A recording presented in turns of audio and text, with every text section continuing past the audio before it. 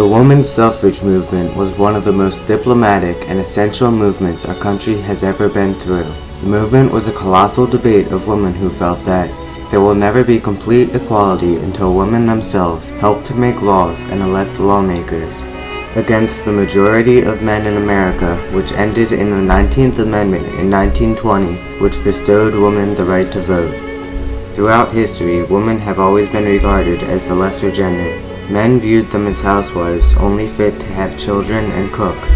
This all changed with the women's suffrage movement. But even before the movement, many women have stood up to the cruel laws that prevented their rights.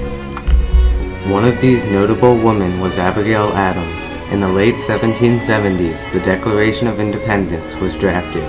John Adams received multiple letters from his wife Abigail, who was a firm believer in women's suffrage. In one of her letters to John, she proclaimed, "I long to hear that you have declared an independency, and by the way, in the new code of laws which I suppose it will be necessary for you to make, I desire that you would remember the ladies and be more generous and favorable to them than your ancestors.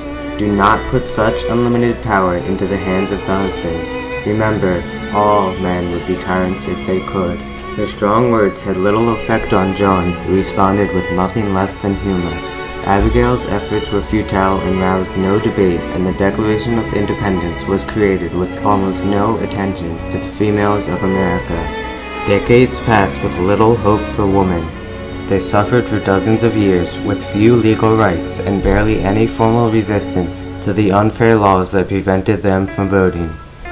Men around the country had arguments against women's suffrage. One man stated, "Women are unfit to vote because their physical nature unfits them for direct competition with men. Women are emotional creatures and are incapable of making a sound political decision." Finally, in 1848, the first Women's Rights Convention was held in Seneca Falls, New York. This convention was held to discuss and debate a diplomatic approach to suffrage, which outlined the voting disputes that women had. Many important women, such as Elizabeth Stanton and Lucretia Mott, attended the convention. After 2 full days of discussion, 32 men and 68 women signed the Declaration of Sentiments, making this convention the definitive start to the women's suffrage movement. After the Seneca Falls Convention was held, many women were attracted to the debate of women's rights versus men's ideas sparked by the suffrage movement. Among these women were extremely influential women who forged a reputation as leaders in the movement. Susan B. Anthony and Elizabeth Stanton, both of whom participated in the Seneca Falls Convention, had a fiery passion for women's rights. Their primary goal was to achieve voting rights through a constitutional amendment. The suffragist dream became reality on December 10, 1869. On that day, 21 members of the Wyoming legislature approved a revolutionary declaration which proclaimed that every woman of the age of 21 years residing in this territory may, at every election to be holden under the law thereof, cast her vote. The next year, in 1870, a woman by the name of Eliza A. Swain received the honor of casting the first female ballot in Wyoming, proclaiming a new era of equality for women. Wyoming received much complaints from the rest of the states about their decision, but the law was not repealed. In that same year, women made a bold move in Wyoming and started serving in court as part of the jury. Esther Morris and Caroline Neal became the first female justices. In a matter of years, Wyoming changed the course of the suffrage movement. That same year, in 1870, the 15th Amendment was passed. It stated, "The right of citizens of the United States to vote shall not be denied or abridged by the United States or by any state on account of race, color, or previous condition of servitude." Even though the amendment claimed all citizens could vote, women were still unable to vote by this amendment because it implied women were not citizens. The debate by women against the government was only strengthened by this amendment. A few years later, in 1872, Susan B. Anthony attempted a new diplomatic approach to obtaining voting rights. Susan had consulted a judge named Henry Selden before attempting to register for the vote. She got him to write a signed opinion saying that anyone who turned Anthony away from the vote would be threatened with a lawsuit.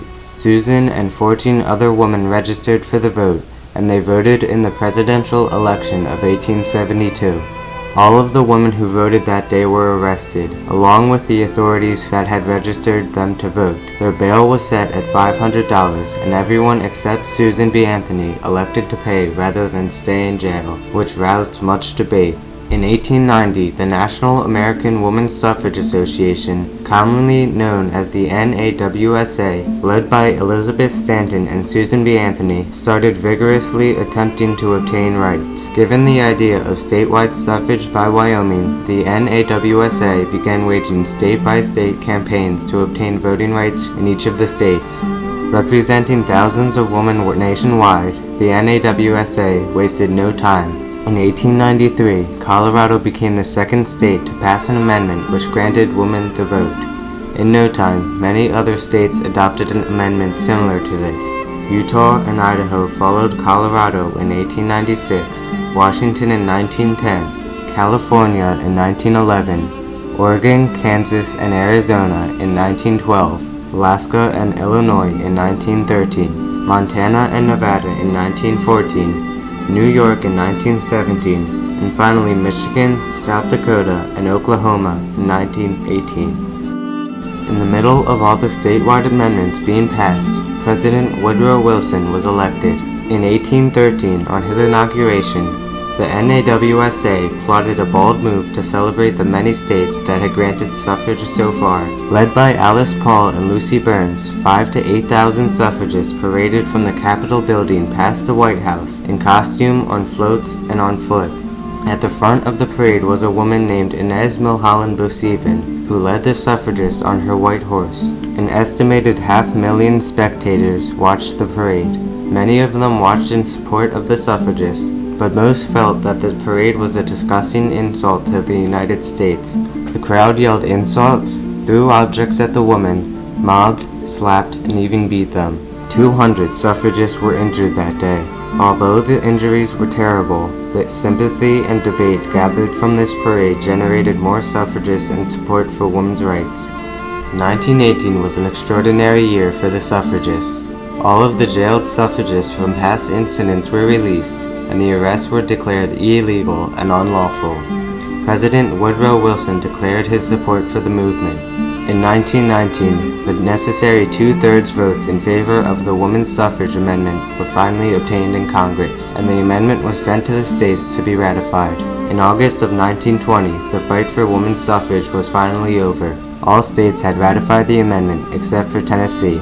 A miraculous event occurred there, where it had appeared the amendment might have failed by just one vote. 24-year-old Harry Burns was the last to vote.